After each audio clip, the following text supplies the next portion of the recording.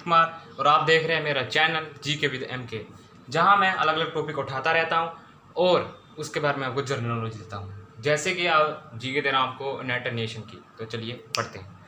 तो United Nations एक organisation है। देखते हैं क्या है इसके बारे में। यूनाइटेड नेशन एक ऑर्गेनाइजेशन है। United Nation is an intergovernmental organisation. यहाँ शब्द किया गया है यूज इंटर गवर्नमेंटल। क्या है इंटर गवर्नमेंटल? इंटर गवर्नमेंटल मतलब जब दो ऑर्गेनाइजेशन हो, इनमें दो स्टेट्स हों या फिर उससे ज़्यादा और मोर टू स्टेट्स उससे ज़्यादा हों और वो सामान्य हितों के लिए काम करे साथ में, उसे हम कहते हैं इंटर गवर्नमेंटल ऑर्गेनाइजेशन। ठीक है।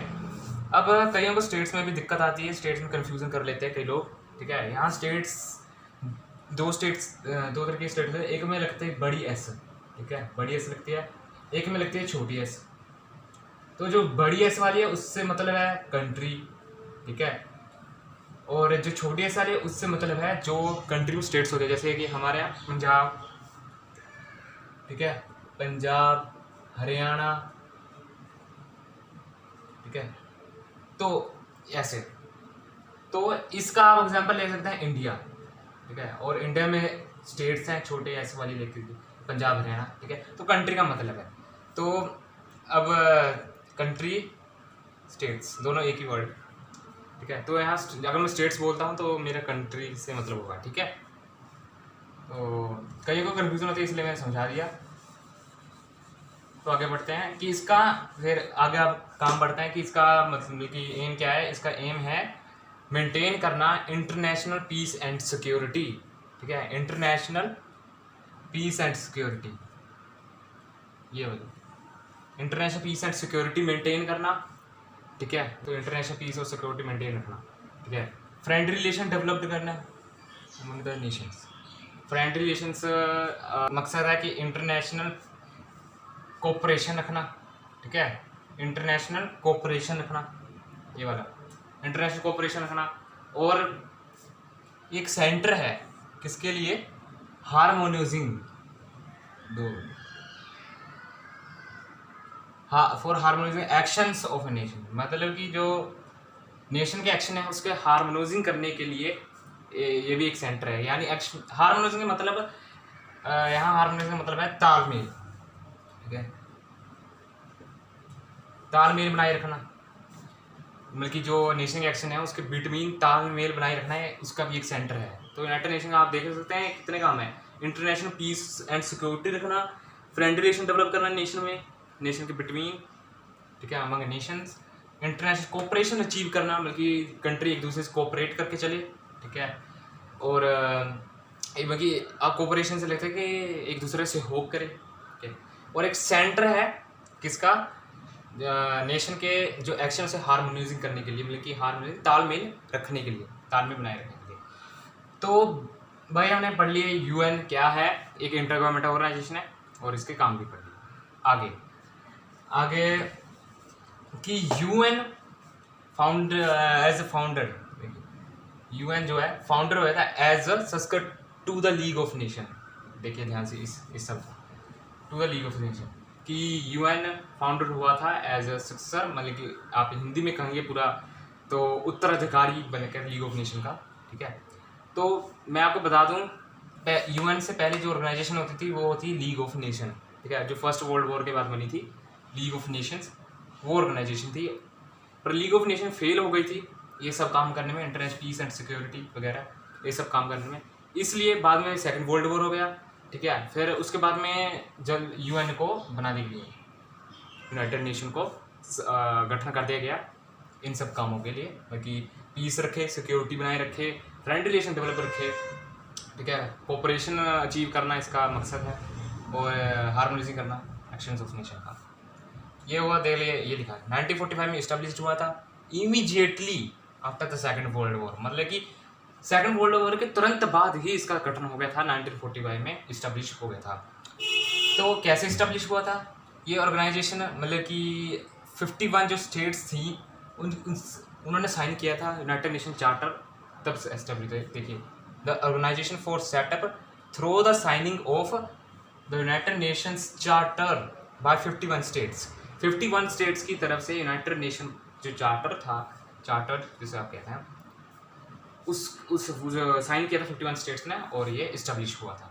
ठीक है, इसने वो अचीव करने की कोशिश की, it try to achieve what the League could not between the two world wars. मतलब कि जो फर्स्ट और सेकंड वर्ल्ड वॉर हुई थी, फर्स्ट वर्ल्ड वॉर, ठीक है, और जो सेकंड वर्ल्ड वॉर हुई थी, उसके बिटवीन जो मतलब कि अचीव करना था, उसका मकसद यही अचीव करना, वही मतलब कहने का यहाँ ये मतलब ये चलता है कि पीस और सिक्योरिटी लेके रखना, कोऑपरेशन में अचीव करना, फ्रेंड रिलेशन बनाना। ठीक है, पर लीग फेल हो गई थी, लीग ऑफ नेशंस क्या हो गई थी, फेल हो गई थी। फर्स्ट वर्ल्ड वॉर के बाद लीग ऑफ नेशन बनी थी, league of Nations, first world war क्या बनी थी, लीग ऑफ नेशंस बनी थी, जो फेल हो गई थी अचीव करने में, और उसके बाद United nation, second world war के बाद यूनाइटेड नेशन बनी। ठीक है, तो यूएन का ऑब्जेक्टिव देखते हैं। यूएन का ऑब्जेक्टिव क्या है, इंटरनेशनल जो कन्फ्लिक्ट है उसे रोक के रखना, कि भाई एक दूसरी दो कंट्री में लड़ाई चल रही है उसे रोक के रखना, परमानेंट करना, और कोऑपरेशन, वही बात आ गई, कोऑपरेशन फैसिलिटेट करना स्टेट्स के बिटवीन। के अंदर बहुत सारे एजेंसी स्ट्रक्चर्स आते हैं। ठीक है, consist of many different agency and structures.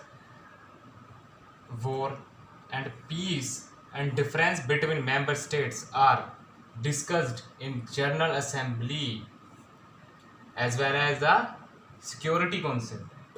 यानी कि लैन कह रही है कि जो अगर दोनों कंट्री के बीच में लड़ाई हो रही है, उसमें पीस कैसे मेंटेन करना है, तो जनरल असेंबली में डिस्कस होता है और सिक्योरिटी काउंसिल में डिस्कस होता है। ठीक है, जो डिफरेंसेस आते हैं, ठीक है, मेंबर स्टेट्स में, और ये सब चीज़ें, वॉर और पीस और डिफरेंसेस कैसे मतलब डिस्कस किसमें होता है, जनरल असेंबली और सिक्योरिटी काउंसिल में। बाकी जो सोशल और इकोनॉमिक इश्यूज़ हैं, ठीक है, वो और एजेंसीज है, विदमाय एजेंसीज, मतलब कि और बहुत सारी एजेंसीज निपटाती हैं। ठीक है, वो बाकी एजेंसीज करती हैं। जैसे यहाँ मैंने कुछ एग्जांपल लिए हैं, WHO World Health Organisation, International Labour Organisation, UNICEF, और ये अपना यूनेस्को। ठीक है, यूनेस्को सॉरी, ऐसे है ना। तो ये कुछ एजेंसीज हैं जिसके बारे में मैंने एग्जांपल ली। ठीक है, और भी बहुत एजेंसीज हैं, लेकिन मैं एक्स्ट्रा लगाया, और भी बहुत एजेंसीज हैं जो सोशल इकोनॉमिक इशू का मतलब कि निपटते हैं, मतलब कि ख़त्म करते हैं। ठीक है, तो आप ये समझ चुके होंगे। तो एक बार मैं फिर दोहरा दूँ कि UN में बहुत सारे मतलब डिफरेंट एजेंसीज आती हैं, स्ट्रक्चर्स आते हैं बहुत सारे, जो मतलब कि जैसे कि मेंबर स्टेट में डिफरेंस आ गया, वॉर हो गई, उन दोनों में पीस कैसे, मतलब कि दोनों कंट्री में पीस कैसे लेके आना, वो सब डिस्कस किस में होता है, जनरल असेंबली और सिक्योरिटी काउंसिल में। तो और बाकी जो सोशल एंड इकोनॉमिक इश्यूज़ हैं, वो बाकी जो एजेंसीज हैं वो डिस्कस करती हैं, या मतलब कि आपके साथ निपटा देती हैं, या फिर उसके बारे में सोचती हैं क्या करना है आगे। जैसे मैं example, World Health Organisation, International Labour Organisation, UNICEF, अपना यूनेस्को। ठीक है, और भी बहुत सारी एजेंसी है, देखिए मैंने एक्स्ट्रा लगाया, एजेंसी और भी बहुत सारी हैं जो सोशल इकोनॉमिक इश्यूज डिस्कस करती हैं। तो अब आगे देखते हैं कि यूनाइटेड नेशन के प्रिंसिपल ऑर्गन्स कितने हैं। ठीक है, प्रिंसिपल ऑर्गन्स कितने हैं। ठीक है, तो चलिए देखते हैं आगे। तो अब आ चुके हैं हम प्रिंसिपल ऑर्गन्स पर। यूनाइटेड नेशन के प्रिंसिपल ऑर्गन्स होते हैं, ठीक है, कुल मिलाकर 6 प्रिंसिपल ऑर्गन्स हैं यूनाइटेड नेशन के। पहले है अपना General Assembly, Security Council, Economic and Social Council, International Court of Justice, Secretariat, Trusteeship Council. आप इसे पूरा नाम लेकर बोलेंगे तो ये बनेगा United Nation General Assembly, United Nation Security Council, ये इकोनॉमिक एंड सोशल काउंसिल को आप इसे ऐसे लिख सकते हैं। ठीक है, इसे ICJ, सेक्रेटरीट, ट्रूटीशिप काउंसिल। जो सेक्रेटरीट है उसे कई से लोग सेक्रेटरीट भी कहते थे, पर ये सेक्रेटरीट बोलते थे, और ये ट्रूटीशिप काउंसिल। ठीक है, तो ये 6 काउंसिल मतलब कि ऑर्गन्स हैं जिसके वर्क्स और क्या हैं, इसके वर्क्स क्या, इनके कितने मेंबर्स हैं। ठीक है, ये सब मैं पढ़ाऊँगा अगली वीडियो में। ठीक है, अब हम पढ़ते हैं कि UN में कितने मेंबर्स होते हैं। ठीक है, तो और मैं कुछ क्वेश्चन दूंगा, आप उसका आंसर कमेंट में दीजिए मुझे। ठीक है, तो आगे देखते हैं। तो यूएन के 193 जो मेंबर स्टेट्स हैं, कितने हैं? 193। तो बस इतना ही टॉपिक था यूएन के बारे में, जितना मैंने आपको बता दिया।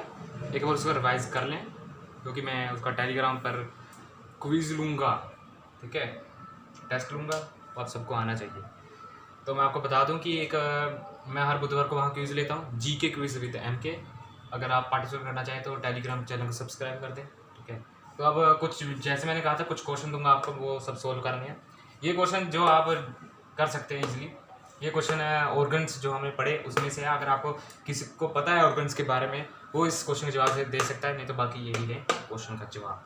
तो पहले आपको देना है इस्टेब्लिशमेंट ऑफ यूएन, मतलब कि यूएन कब इस्टेब्लिश हुआ, ठीक है, कितनी कंट्रीज थी जिन्होंने यूएन चार्टर को साइन किया जिससे यूएन बना, और वर्ल्ड वॉर फर्स्ट और वर्ल्ड वॉर सेकंड कब हुई थी, ठीक है, ये बताना है।